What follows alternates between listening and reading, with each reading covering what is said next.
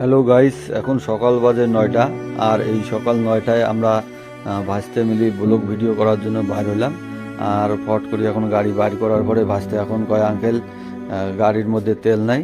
এখন গাড়ির ঘরে যায় দেখি সব তেল পড়ে গেছে। গাড়ির তারটা হয়তো ইঁদুরে কাটছে না, এখন খুলে গেছে, আমরা দেখতে পারি নাই। এই কারণে গাড়ির সব তেল শেষ হয়ে গেছে। এখন একটা বাড়ি পেলাম সামনে, এই বাড়িটার মধ্যে দেখি কেরোসিন তেল পাওয়া যায় কিনা। কেরোসিন তেল নেওয়ার পরে দেখি বাড়ির সামনের মধ্যে বড় এখন জেসিবি গাড়ি আসছে। আর সেই জেসিবি গাড়ি দিয়ে এই যে আমার যে চৌপতিটা আছে, এই চৌপতিটা খুব একটা পুরানা একটা সবার একটা স্বপ্ন আর মনের মধ্যে অনেক আশা নিয়েছিল যে এটি কিনা একটা সোলার লাইট যদি হয় তাহলে সবারই কি উপকার হলে গায়। আর এই যে বর্ষার দিন আসছে, যখন তখন কারেন্ট চলে যায়, যেহেতু গ্রামে বাড়ি আমাদের।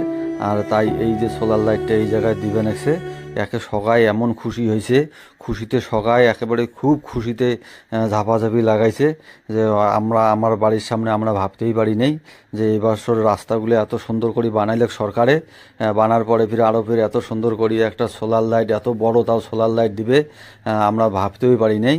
আর এই সোলার লাইটগুলো একসময় যেমন নাজিরহাট বাজারত আছে, দিনহাটা ফিরনাটা কুচবিহার এগুলো ঘড়ি জায়গার মধ্যে আছে।